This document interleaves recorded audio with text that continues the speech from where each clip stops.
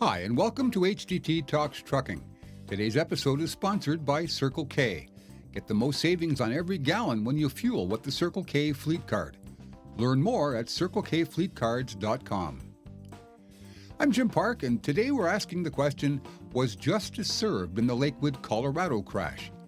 In a moment, I'll be joined by a fellow who not only lives and breathes truck safety, he's an experienced mountain driver, and he was an eyewitness to that crash.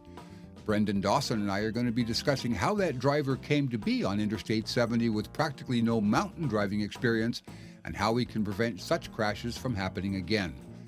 Before we get to my conversation with Brendan, remember to follow and connect with us on social media and be sure to subscribe to our YouTube channel so you don't miss future episodes of HDT Talks Trucking. Brendan, welcome to HDT Talks Trucking. Thank you, Jim. It's a pleasure to be here. The issue at hand today is back in 2019, in April, I believe it was, a driver came down the I-70 hill into the Denver area. Lakewood, Colorado, basically said the brakes on the truck had failed, caused a pileup at the bottom of the hill. 4 people died in a really fiery crash. And just last week or the week before last, he went to court and was found guilty on 24 counts, including vehicular homicide, 6 counts of first-degree assault, 10 counts of attempted first-degree assault, 4 counts of careless driving causing death, 2 counts of vehicular assault, and 1 count of reckless driving. This fellow's going to prison for a long time, probably, when all this is said and done. The question, I guess, is, was justice served? Treating him as harshly as they did, it's not going to bring the people back.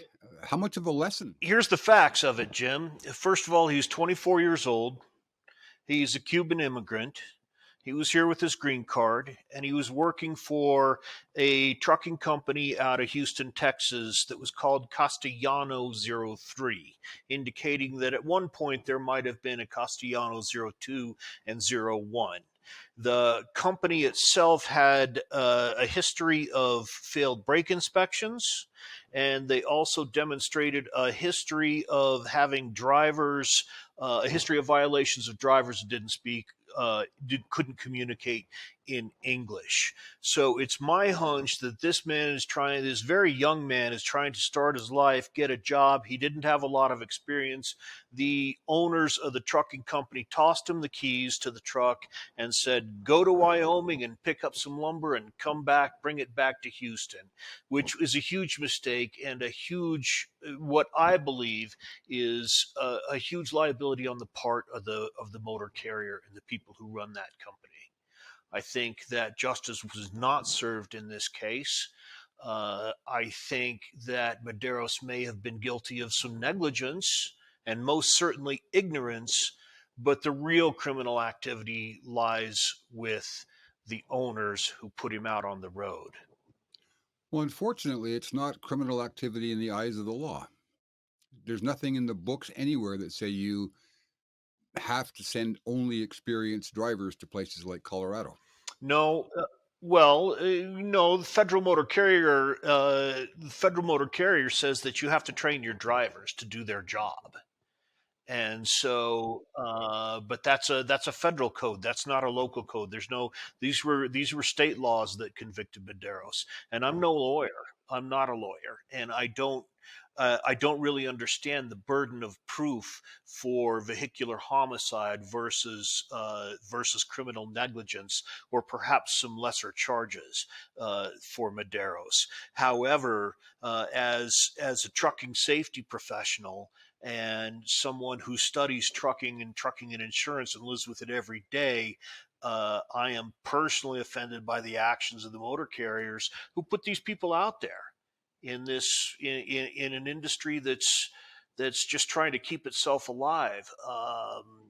And so that's the disappointing part for me, and I find it very difficult to swallow.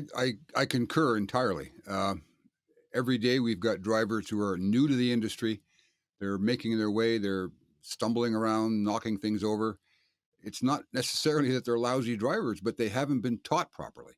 And I don't know much about his training background, where he got his CDL or how he achieved it.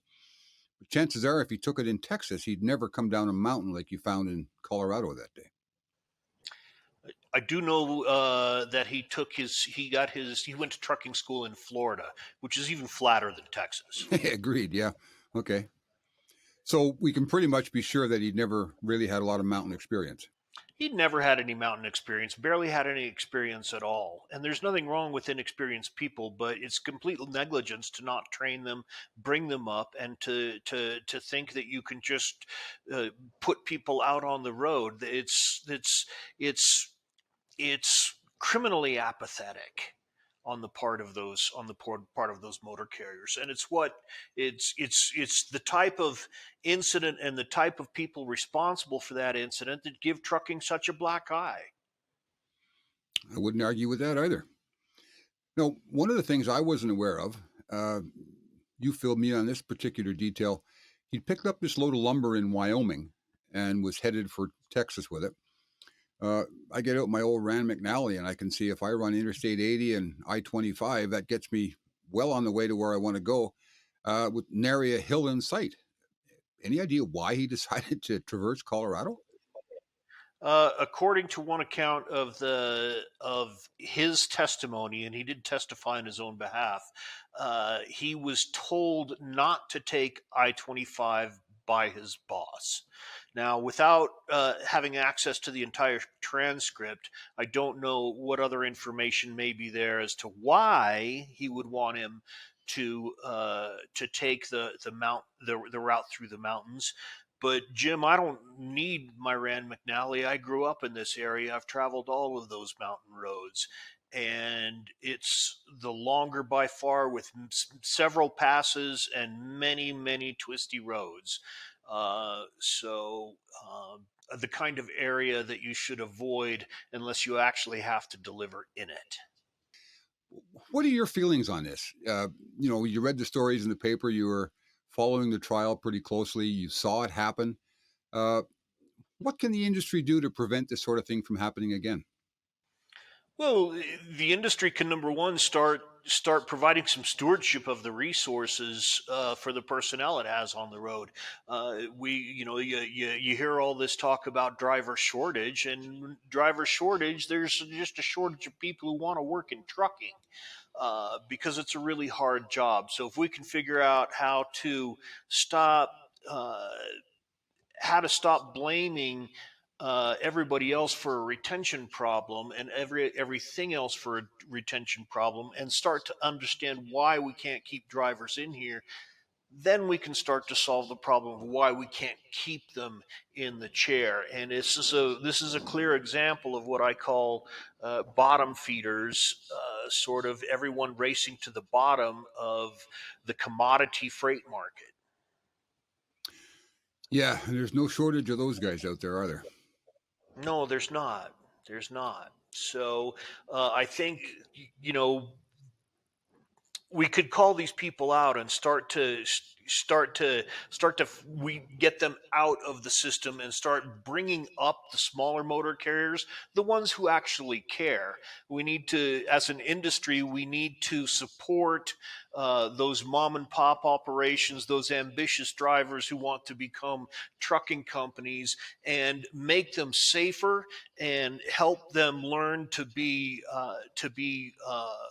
less risky and become better, more valuable motor carriers. And if we can do that, those motor carriers will find that they're retaining their drivers, and they're keeping people, and they're succeeding and increasing profits along the way without sacrificing safety. That's a win-win-win.